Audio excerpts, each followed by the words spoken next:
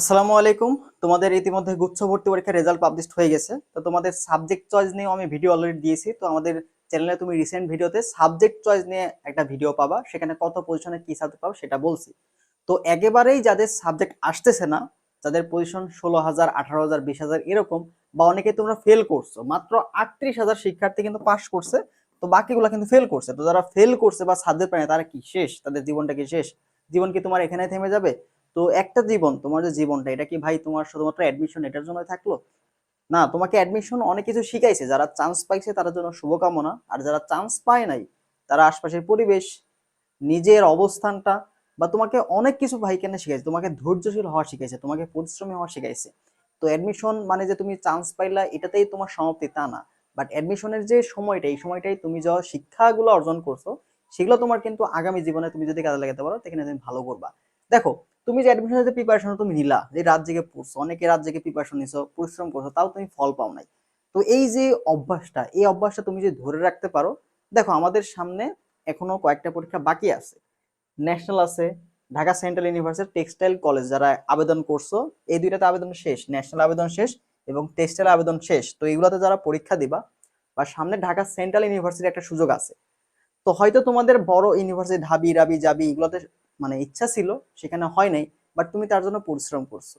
তো ওই পরিশ্রম গুলাই তুমি যদি এখানে থেকে এখানে ভর্তি হইলা, ভর্তি হওয়ার পরে তুমি যদি পরিশ্রমটা কন্টিনিউ রাখতে পারো, এই জায়গাগুলো থেকেও তুমি যদি রেজাল্ট ভালো করতে পারো, আলটিমেটলি 4 বছর পরে তুমি কিন্তু ভালো পজিশনে যাইতে পারবা।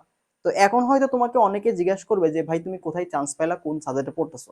বাট আগামী 4 বছর পরে, 4 বছর না 3 বছর পরে দেখবা তোমার ফ্যামিলি থেকে আত্মীয়স্বজন বলবে, বাবা কতদিন পর বের হবা, আর কয়দিন লাগবে, কয়দিন পর চাকরি পাবা।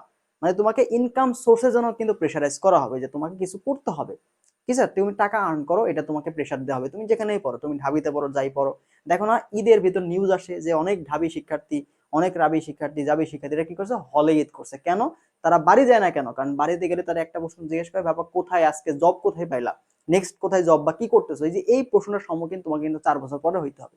তো তুমি এখানে চান্স পাইলা না, বাট পরিশ্রম গুলো যে করলা, তুমি যে হার্ডওয়ার্ক গুলো যে করলা, এই হার্ডওয়ার্কটা তুমি যখন এগুলাতে ভর্তি হয়ে জবের ক্ষেত্রে বা তুমি কিছু উপার্জনের ক্ষেত্রে যদি সেই পরিশ্রম গুলা বা সেই ধৈর্য গুলা নিজের মধ্যে রেখে, এই গুণগুলো যদি রেখে তুমি যদি কাজ আগাতে পারো, তুমি কিন্তু নেক্সট টাইমে 4-5 বছর একটা ভালো কিছু করতে পারবা। তো তোমার যে চান্স পাওয়াটা, এটা কিন্তু আলটিমেট সলিউশন না। তো ভার্সিটিতে চান্স পেয়ে অনেক শিক্ষার্থী কিন্তু ঝরে যায়, অনেকে ড্রপ আউট হয়ে যায়। আমি যে ডিপার্টমেন্টে পড়ি, রাজশাহী ইউনিভার্সিটি অ্যাপ্লাইড ম্যাথে, তো আমি নিজে দেখছি আমাদের থেকে অনেক বড় ভাইরা তোমার ড্রপ আউট হয়ে গেছে, সেকেন্ড ইয়ার পার করতে পারে না। সেকেন্ড ইয়ার পার না করতে 6 বছর তোমার লাগে গেছে, ঠিক আছে, এক্সট্রা 2-3 বছর লাগে গেছে, তাও তারা সেকেন্ড ইয়ার পার করতে পারে না, অনেকে ড্রপ আউট হয়ে গেছে। তো তাদের তো জীবন থেমে নাই, তারা অন্য কিছু করতেছে। তো ভার্সিটিতে আবার তুমি দেখবা যে অনেক শিক্ষার্থী সুইসাইড করে ফেলে, অনেক শিক্ষার্থী মারা যায়। কেন? ডিপ্রেশন, হতাশায়। তো ওই যে ভার্সিটি গুলাতে তুমি শুধুমাত্র যে চান্স পাইলে এটা যে তোমার সফলতা, আলটিমেটলি এখানে না, এরপরে কিন্তু অনেক লম্বা একটা জার্নি। তো অনেক শিক্ষার্থী হতাশায় ভুগে, অনেক শিক্ষার্থী লাইফে কি করবে এটা নিয়ে দুশ্চিন্তায় ভুগে। তো অনেক অনেক এখানে ক্রাইটেরিয়া আছে, ঠিক আছে। তো চান্স না পাইলে তোমার একটা দোষ, বাট চান্স পাওয়ার পরে দেখবে যে হাজার হাজার সমস্যা তোমার মধ্যে কিন্তু থাকতেছে, ঠিক আছে। তো এই বিষয়গুলো, যারা চান্স পাও নাই তোমাকে সান্ত্বনা দেওয়ার জন্য বলতেছি না, বাট রিয়েলিটিটা বলছি, যারা চান্স পাচ্ছ তাদেরও কিন্তু বলতেছি, ঠিক আছে। তো তো ওখানে গিয়ে তুমি কিন্তু আরো অনেক বেশি কিছু প্রবলেম ফেস করবা, ডিপ্রেশনে ভুগবা, অনেক শিক্ষার্থী, তোমার ফ্রেন্ড পাবা না। তো এইগুলোতে তোমাকে মানসিকভাবে স্ট্রং থাকতে হবে। তুমি যে অ্যাডমিশন পিরিয়ডে যে প্রেশার গুলো নিছো, যে ধৈর্য গুলো তুমি নিছো, এই যে গুণাবলী, এই গুণাবলী গুলো নিজের মধ্যে রাখতে হবে। তুমি যদি রেখে আগামী সময়গুলোতে কাজে লাগাতে পারো, তুমি ভালো করবা, ঠিক আছে। তো এটার জন্যই বলতেছি, তোমাদের যাদের গুচ্ছে কোথাও হয় নাই, এখন পর্যন্ত কোথাও হয় না, লাস্ট গুচ্ছ একটা ভরসা ছিল, এখানেও হয় নাই। হয়তো তোমার কিছু গাফিলতির কারণে পরীক্ষার হলে গিয়ে হয়তো তুমি টাইম ম্যানেজমেন্ট করো নাই, বা তুমি হয়তো নার্ভাস হয়ে গেছো, যার ফলে তোমার এখানে চান্স হয় নাই। অনেকে প্রিপারেশন নিও, কিন্তু চান্স হয় নাই, বা অনেকে আসলে পড়াশোনা করো নাই, যার ফলে তোমার চান্স হয় নাই, ঠিক আছে। তো যারা পরিশ্রম করছো বাট ফল পাও নাই, তোমরা চেষ্টা করো আগামীতে কয়েকটা ভার্সিটি, ভার্সিটি মানে এখানে পরীক্ষা দেওয়ার একটা নিজের আইডেন্টিটি দেখো। আলটিমেটলি তুমি যদি কোথাও না ভর্তি হও এখন স্টুডেন্ট অবস্থায়, বা তোমার যদি বাবার টাকা থাকে, তুমি প্রাইভেটে হয়ে যেতে পারো, ঠিক আছে। প্রাইভেট এটা আমি সবাইকে প্রিফার করবো, তুমি যদি টাকা থাকে তুমি প্রাইভেটে ভর্তি হয়ে যাও। আর যদি প্রাইভেট তোমার না হয় বা টাকা না থাকে, তুমি আগামীতে ন্যাশনাল, ঢাকা সেন্ট্রাল ইউনিভার্সিটি বা টেক্সটাইল, যেগুলোতে পরীক্ষা দেওয়ার সুযোগ পাচ্ছ, সেখানে অ্যাটলিস্ট ভর্তি হয়ে নিজের একটা আইডেন্টিটি তৈরি করো। তোমার যে পরিস্থিতি, তোমার যে পরিচয়, এখন তোমার কিন্তু পরিচয় কোনো নাই, ঠিক আছে। অ্যাডমিশন পিরিয়ড, অ্যাডমিশন ক্রাইটেরিয়া কোনো পরিচয় না। বাট তুমি একটা নিজের পরিচয় তৈরি করো, যে তুমি এখানে অনার্স করতেছো, এই তুমি স্টুডেন্ট, মানে নিজের একটা ট্যাগ তুমি লাগাও। আইডেন্টিটি ক্রাইসিসে তুমি কিন্তু ভুগবা। তো যারা ভুগতে চাচ্ছ না, তারা অ্যাটলিস্ট এই যে ভার্সিটি গুলোতে আছে, national university, Dhaka central university, textile college বুটেক্সের আন্ডারে, এটা মোটামুটি ভালো, এখানে জব সেক্টরগুলো মোটামুটি পাওয়া যায়, গার্মেন্টস সেক্টরে জব মোটামুটি ভালোই পাওয়া যায়। তো এগুলোতে তুমি একটা নিজের পরিচয়টা আগে অর্জন করো, নিজের পরিচয় নাও। এরপরে তুমি যদি 25 ব্যাচ হয়ে থাকো, তো তুমি কি করো, সেকেন্ড টাইম প্রিপারেশন নিতে পারো, যদি তোমার ধৈর্য থাকে। ধৈর্য ছাড়া সেকেন্ড টাইম দেওয়া পসিবল না।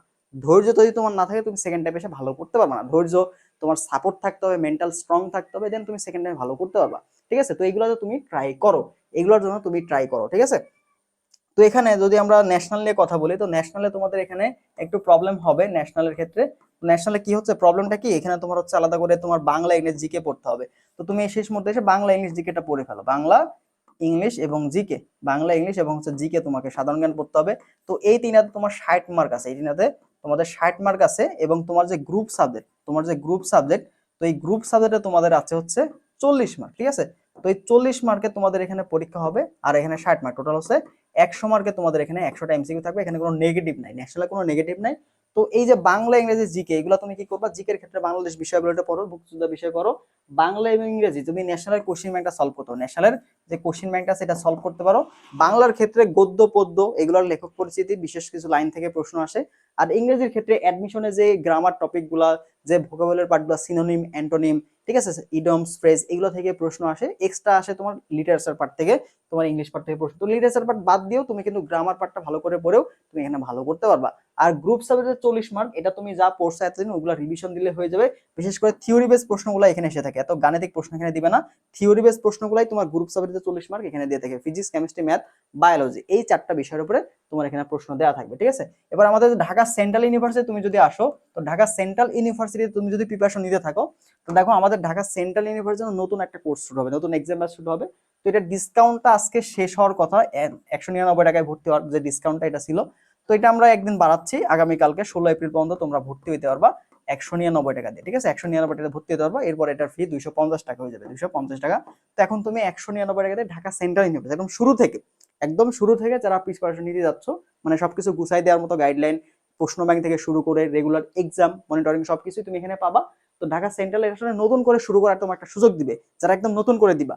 আর তুমি যদি এখানে ন্যাশনালে পরীক্ষা দিয়ে যাও, তো ন্যাশনালের ক্ষেত্রে আমরা মডেল টেস্ট ব্যাচ চালু করছি। তো এখানে 10টা মডেল টেস্ট তুমি মাত্র 99 টাকায় দিতে পারবা, মাত্র 99 টাকায়। ন্যাশনালের যে প্যাটার্নটা, তুমি ফলো করতে পারবা। তো এটার জন্য আমরা কোশ্চেন ব্যাংক পিডিএফটাও দিয়ে দিচ্ছি। তো তুমি এখানে ভর্তি হলে কোশ্চেন ব্যাংকটা পাবা, ওই কোশ্চেন ব্যাংকটা তুমি মোটামুটি রিভিশন দিয়ে যাইতে পারো। ঠিক আছে, এছাড়া কিছু সাজেশন গাইডলাইন এগুলো দিচ্ছি যে কিভাবে কি করা দরকার শেষ মুহূর্তে। তারপরে দেখো তুমি যদি ঢাকা টেক্সটাইল কলেজ, ঠিক আছে, টেক্সটাইল কলেজ যেগুলো আছে বুটিক্সের অন্তর্ভুক্ত, সেগুলো যদি পড়তে চাও, তো এটারও মডেল টেস্ট আমরা শুরু করছি আজকে থেকে। তো এটাতে মাত্র 99 টাকাতে তুমি 10টা মডেল টেস্ট সেখানে ভর্তি হতে পারবা। ঠিক আছে, একদম তোমার হচ্ছে টেক্সটাইল ইঞ্জিনিয়ারিং যে একদম প্যাটার্ন, ওই প্যাটার্নে তোমাদের এখানে ফিজিক্স, কেমিস্ট্রি, ম্যাথ এবং ইংলিশ, এই 4টা বিষয়ের উপরে তোমাদের 200 মার্কের পরীক্ষা হবে। যেহেতু তোমার টেক্সটাইলে 200 মার্কের কিন্তু পরীক্ষা হয়, 100টা এমসিকিউ এখানে থাকে, 100টা এমসিকিউ এর মধ্যে তোমাকে হচ্ছে 2 মার্ক করে, আর নেগেটিভ মার্কিং হচ্ছে 0.50 করে। এটা হচ্ছে টেক্সটাইলের মান বর্ণনা। টেক্সটাইল নিয়ে আমার কিন্তু ডিটেলস ভিডিও দেওয়া আছে, তুমি আমার চ্যানেলে একটু রিসেন্ট ভিডিও দেখো, তাহলে টেক্সটাইল ন্যাশনালের যে সাজেশনগুলো, ন্যাশনালের তোমার অলরেডি আমি কিন্তু বাংলা ইংলিশের সাজেশন দিয়ে দিছি। তো তুমি একটা কি করবা, ন্যাশনালের জন্য বাংলা ইংলিশ সাজেশনটা তুমি একটু আমাদের চ্যানেলটা ঘুরে দেখো, তাহলে দেখবা বাংলা ইংলিশ সাজেশন তুমি পেয়ে যাবে। তো ওইটা একটু ভালো করে পড়লেই মোটামুটি বাংলা ইংলিশ কভার হয়ে যাবে। তো জিকে সাজেশন এখনো দেই নাই, জিকে সাজেশন খুব দ্রুত তোমাদের দিয়ে দিব। ঠিক আছে, তো এই কাজগুলো তুমি করতে পারো। যে ঢাকা সেন্ট্রালের শুরু করতে চাও নতুন করে, মানে একদম নতুন করে শুরু করতে চাইলে ঢাকা সেন্ট্রাল ইউনিভার্সিটি তুমি ট্রাই করতে পারো, কারণ এখানে এখন আবেদন শুরু হয় নাই। ঠিক আছে, অ্যাপ্লাই শুরু হয় নাই, তো অ্যাপ্লাই শুরু করে তুমি একদম প্রথম থেকে এটা প্রিপারেশন নিতে পারো। ঠিক আছে, প্রথম থেকে প্রিপারেশন নিতে পারো। তো ঢাকা সেন্ট্রালের যে মান বর্ণটা, সেটা হচ্ছে তোমার হচ্ছে, আমরা যদি ফিজিক্সের কথা বলি, ফিজিক্সে তোমার 25টা এমসিকিউ থাকবে, কেমিস্ট্রিতে 25টা এমসিকিউ থাকবে। তো এই দুইটা তোমাকে মাস্ট দাগাইতে হবে। ঠিক আছে, আবশ্যিক অংশ। এরপরে তোমার হচ্ছে ম্যাথে 25টা থাকবে, তারপর বায়োলজিতে 25টা থাকবে, তোমার যেটা ফোর্থ সাবজেক্ট, ঠিক আছে, যেটা ফোর্থ সাবজেক্ট, এটা তুমি স্কিপ করতে পারো। ফোর্থ সাবজেক্ট বাদে তুমি চাইলে বাংলা অথবা ইংরেজি দাগাতে পারো, বাংলা অথবা ইংরেজি কোনটা বাদ দিতে পারবা, ফোর্থ সাবজেক্ট। তোমার যদি বায়োলজি ফোর্থ সাবজেক্ট হয়, তো তুমি বায়োলজি বাদ দিতে পারবা। তোমার যদি ম্যাথটা ফোর্থ সাবজেক্ট হয়, তো তুমি ম্যাথ বাদ দিয়ে বাংলা অথবা ইংরেজি, এটা তুমি পারো, ওইটা তুমি দেখাতে পারবা। তো এটা মূলত আমাদের ঢাকা সেন্ট্রালের হচ্ছে মান বর্ণন। তো এটার অ্যাপ্লিকেশন এখনো শুরু হয় নাই। ঠিক আছে, এটার অ্যাপ্লিকেশন এখনো শুরু হয় নাই। তো এটা শুরু হবে হচ্ছে এপ্রিলের শেষ দিকে হইতে পারে। ঢাকা সেন্ট্রালের আবেদন তোমার এপ্রিলের শেষ দিকে অথবা মের প্রথম দিকে হইতে পারে। আর এটার পরীক্ষা হবে তোমার জুন জুলাই। ঠিক আছে, এটার পরীক্ষা হবে তোমার জুন জুলাই এটার এক্সাম হবে। তো যথেষ্ট সময় আছে। তো এই সময়ের মধ্যে তুমি চাইলে এখানে একটা প্রিপারেশন নিতে পারো। যারা জবের দিকে মানে টার্গেট, তুমি যদি এটা ভেবে থাকো যে আমি একটা ভালো পাবলিকে পড়তাম, পরে বিসিএস বা হচ্ছে ব্যাংক বা যেগুলো বাংলাদেশ সরকারি জব সেক্টর যেগুলো আছে ওগুলোতে তুমি যদি যেতে চাও, তো তুমি ঢাকা সেন্ট্রাল ইউনিভার্সিটি তোমার জন্য ভালো হবে। কেন? কারণ তুমি এখানে ঢাকায় থাকতে পারতেছো, তো ঢাকায় থেকে তুমি ওখানে প্রিপারেশন নেওয়াটা তোমার জন্য অনেক বেশি বেটার হবে। দেখো ঢাকার বাইরে যে যারা আছে তারা আলটিমেটলি তোমার অনার্স শেষ করার পর ঢাকার দিকে যায় অ্যাটলিস্ট জবের প্রিপারেশনটা নেওয়ার জন্য, কারণ ওখানে কম্পিটিটিভ একটা পরিবেশ পাবা। ঠিক আছে, তো ঢাকাতে তুমি কি করতে পারছো, দেখো একটা আশপাশে তোমার সবগুলা কিন্তু মেধাবী শিক্ষার্থীরা থাকে, ঢাবিরা আছে, বুয়েটের আছে, মানে ভালো ভালো শিক্ষার্থী তুমি পাচ্ছ ওখানে, কম্পিটিশনটা কিন্তু অনেক বেশি। তো তুমি চাইলে ওখানে কিন্তু ভালো কিছু করতে পারবা। তো তুমি যদি দেখো পরিবেশ অনেক কিছু ম্যাটার করে, তুমি যদি একটা কম্পিটিটিভ পরিবেশে থাকো তো তোমার মধ্যেও কিন্তু একটা কম্পিটিটিভ মনোভাব তৈরি হবে, না আমাকে ভালো করতে হবে। বাট তুমি যদি গাধার পালের মধ্যে থাকো তো তুমি আলটিমেটলি গাধাই হবা। ঠিক আছে, তো একটা পরিবেশ অনেক ম্যাটার করবে। তো তুমি যদি জবের দিকে তোমার টার্গেট, বাংলাদেশে তুমি গভর্নমেন্ট জবগুলো করতে চাও, তো সেই ক্ষেত্রে তুমি ঢাকা সেন্ট্রাল ইউনিভার্সিটি ভর্তি হয়ে প্রথম থেকে জব প্রিপারেশন নিতে পারো। ঠিক আছে, এই ক্ষেত্রে তুমি কিন্তু অনেকটাই আগায় থাকবা। এরপরে তোমাদের টেক্সটাইলের যে পরীক্ষাটা আছে, টেক্সটাইল কলেজের যে পরীক্ষাটা আছে, এটা নিয়ে যদি কথা বলি, তো টেক্সটাইলে তোমার যে মান বনন সেটা হচ্ছে তোমার ফিজিক্সে তুমি এখানে পাবো হচ্ছে 30, তারপর তোমার হচ্ছে কেমিস্ট্রিতে তুমি পাবো হচ্ছে 30, তারপর হচ্ছে ম্যাথের ক্ষেত্রে তুমি পাবো হচ্ছে 30টা এমসিকিউ। ঠিক আছে, এরপরে তোমার ইংলিশের ক্ষেত্রে তুমি পাবো হচ্ছে 10টা এমসিকিউ। মোট তোমাদের 100টা এমসিকিউ থাকবে, এবং 100টা এমসিকিউ 2 মার্ক করে টোটাল 200 মার্কের তোমাদের পরীক্ষা হবে, 200 মার্কের এখানে পরীক্ষা হবে। তো টেক্সটাইলে যারা পরীক্ষা দিবা, এখানকার প্রশ্ন প্যাটার্নটা মোটামুটি ভার্সিটি স্ট্যান্ডার্ডই, বাট কিছু যে গাণিতিক প্রশ্নগুলো সেগুলো একটু স্ট্যান্ডার্ড থাকবে, একটু বেশি স্ট্যান্ডার্ড থাকবে, মানে থিওরিগুলো কনসেপচুয়াল একটু প্রশ্ন থাকবে। ঠিক আছে, কিছু কনসেপচুয়াল প্রশ্ন থাকবে, মানে এখানে এত বেশি কঠিন না। ভার্সিটি এ যে স্ট্যান্ডার্ড প্রশ্ন, ওই স্ট্যান্ডার্ড প্রশ্নে তুমি এখানে মোটামুটি প্রিপারেশন নেওয়া থাকলে পারবা। ভার্সিটি এর প্রিপারেশন তোমার যদি খুব ভালো মতো নেওয়া থাকে তাহলে তুমি এটা পারবা। তো তুমি ভার্সিটি এ এর কোশ্চেন ব্যাংকটা সলভ করে যাও, আর টেক্সটাইলের যে কোশ্চেন ব্যাংকটা সেটা তুমি সলভ করে গেলেই মোটামুটি এখান থেকে তুমি একটা মার্ক, চান্স পাওয়ার মতো মার্ক যেটা আছে সেটা ইনশিওর করতে পারবা। ঠিক আছে, তো 60% মার্ক পাইলে তুমি একটা ভালো কলেজ পাইতে পারো, 60% মার্ক পাইলে একটা ভালো কলেজ তুমি পাইতো। তো এটার পরীক্ষা 25 তারিখে, এটার পরীক্ষা ন্যাশনাল পরীক্ষা 25 তারিখে দিয়ে দিয়েছে। তো এটা নিয়ে একটু ঝামেলা, তো ডেটটা হয়তো দেখা যাক পিছায় কিনা, এখনো শিওর না, বাট দুইটা পরীক্ষা একদিনে হওয়াটা এটা অনেকটা ঝামেলা, কারণ ন্যাশনালে প্রায় সবাই পরীক্ষা দিবে, কারণ এখানে তোমার হবে কিনা এটা তো ঠিক নেই, কারণ এখানে সিট সংখ্যাটাও কম, আর ন্যাশনালে দেখে তো 4 লাখের মতো সিট আছে, তো অ্যাটলিস্ট ভর্তি হইতে হবে। ন্যাশনালে যদি কেউ ফেল করে সে কিন্তু আর আবেদন করতে পারবে না। তো ন্যাশনালে কিন্তু পাস করাটা অনেক বেশি ইম্পর্টেন্ট। এবং তুমি যদি ভালো ভালো কলেজগুলোতে পড়তে চাও, তোমার যদি এলাকায় সাপোজ তোমার হচ্ছে জেলা পর্যায়ে যে কলেজগুলো আছে সেগুলোতে পড়তে চাইলে তোমাকে অবশ্যই ন্যাশনালে ভালো একটা মার্ক এনশিওর করতে হবে, কারণ ভালো মার্ক ছাড়া তুমি ন্যাশনালে ভালো কলেজগুলোতে তুমি পড়তে পারবা না। ঠিক আছে, তো তোমাকে ওই যে থানা বা উপজেলা পর্যায়ে কলেজগুলোতে পড়তে হবে। তো এগুলো একটু খেয়াল রাখবা। তো ন্যাশনালে যারা ভালো করতে চাও তারা লাস্ট মোমেন্টে এক্সামগুলো দেওয়ার চেষ্টা করতে পারো। ঠিক আছে, লাস্ট মোমেন্টের যে এক্সামগুলো সেটা তুমি দিতে পারো। আর এখানকার যে কোশ্চেন ব্যাংক আমি দিয়ে দিছি, তো কোশ্চেন ব্যাংকটা তুমি বারবার পড়তে পারো, ওই টাইপগুলো থেকে তুমি অনেক বেশি প্রশ্ন কম পাবে। বিশেষ করে গ্রুপ সাবজেক্টের 40 মার্ক, ওটা অনেকটাই বিগত বছর প্রশ্ন থেকে আসছিল, তো ওইগুলো একটু ভালো করে পড়লে হয়ে যাবে। আর ঢাকা সেন্ট্রাল নিয়ে তুমি একদম শুরু থেকে প্রিপারেশন নিতে পারবা। ঢাকা সেন্ট্রালের একদম শুরু থেকে প্রিপারেশনে, যেটা বললাম, যাদের জব করার ইচ্ছা আছে বাংলাদেশের গভর্নমেন্ট জবগুলোতে, তারা এখানে ভর্তি হয়ে ঢাকাতে তুমি একটা যদি পার্ট টাইম কাজ বা টিউশনের ব্যবস্থা করতে পারো, করে তুমি এখানে একটা প্রিপারেশন শুরু করে দেবে। ঠিক আছে, আলটিমেটলি 4 বছর পরে যেন তোমার কিছু থাকে, ওকে, একটা জব বা যে কোনো কিছু একটা তুমি যদি স্টার্ট আপ দেওয়ার মতন একটা অবস্থানে চলে আসতে পারো। তো পরিবেশ ভাই অনেক কিছু ডিপেন্ড করে। তো তুমি যদি ঢাকার মধ্যে থাকতে পারো অনেক কিছুই তোমার ভালো কিছু থাকবে। আর যেহেতু ঢাকা সেন্ট্রাল ইউনিভার্সিটি এটা তোমার স্বায়ত্তশাসিত ইউনিভার্সিটি হয়ে গেছে, তো এটা বেনিফিট পাবা। হয়তো প্রথম দিকে একটু সমস্যা হবে, বাট মাঝখানে ঠিক হয়ে যাবে। ঠিক আছে, তো এইভাবে প্রিপারেশন নিতে থাকো। ঠিক আছে, লাস্ট মোমেন্টে দেখো রিজিক যদি তোমার যেখানে আছে সেখানে ইনশাল্লাহ হয়ে যাবে।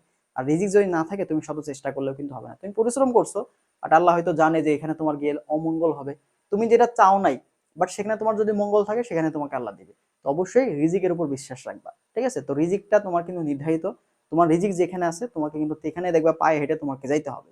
তো যদি এগুলোতে তোমার রিজিক থাকে তোমার এখানে হবে, যদি এগুলোতে না থাকে হয়তো পরবর্তীতে কোনো অন্য কিছু একটা ব্যবস্থা আল্লাহ ঠিকই করে দিবে। ঠিক আছে, তো তোমার রিজিক কিন্তু বন্ধ হবে না। দেখো আমরা কত কিছু পাপ করি, তাই না? প্রতি দিনই পাপ করছে, প্রতি ঘন্টা ঘন্টা কত পাপ করতেছি, তাও আল্লাহ কি আমাদের রিজিক বন্ধ করেছে? তো রিজিক কিন্তু বন্ধ হবে না। এক্সট্রিম পর্যায়ে পাপ না করা পর্যন্ত রিজিক আল্লাহ বন্ধ করবে না। তো রিজিকের একটা ব্যবস্থা তোমার ইনশাল্লাহ হয়ে যাবে। তো এটা নিয়ে চিন্তা করার দরকার নাই। অনেক পরিশ্রম করছো, খারাপ লাগাটা স্বাভাবিক, বাট যদি সামনে যে সুযোগগুলো আছে সেগুলো কাজে লাগাইতে পারো, একদম নতুন করে শুরু করতে চাইলে ঢাকা সেন্ট্রাল ইউনিভার্সিটি স্টার্ট করো, আর ন্যাশনালের অ্যাটলিস্ট পরীক্ষাটা দাও, দিয়ে ভর্তি হয়ে থাকো। নিজের যে আইডেন্টিটি, এটা তুমি আইডেন্টিটি ক্রাইসিসে ভুগি করো না, একটা পরিচয় অ্যাটলিস্ট রাখো। অ্যাটলিস্ট ন্যাশনালে ভর্তি হয়ে দেন সেকেন্ড টাইম যদি দেওয়ার চিন্তা ভাবনা থাকে দাও। আর 24 ব্যাচ তো আর কোনো সুযোগ নাই, তুমি ঢাকা সেন্ট্রালে দিতে পারো, এখানে সেকেন্ড টাইম আছে। ঠিক আছে, অবশ্যই সেকেন্ড টাইম থাকবে, তো তুমি চাইলে এখানে পরীক্ষা দিতে পারবা। ওকে, তো এই ছিল মূলত বিষয়। তোমাদের জন্য আরো কিছু গাইডলাইন আমি নিব, আরো কিছু পরীক্ষার, এই যে এই সকল পরীক্ষার গুলার অবশ্যই তুমি গাইডলাইন পাবা, সাজেশন পাবা ইনশাআল্লাহ আমাদের চ্যানেলে। যারা এখনো সাবস্ক্রাইব করে না অবশ্যই সাবস্ক্রাইব রাখবে, ঠিক আছে? আর যারা ভর্তি হতে চাও তারা আমাদের হোয়াটসঅ্যাপ নাম্বার দিয়ে যোগাযোগ করো, তাহলেই হবে। ওকে, আল্লাহ হাফেজ।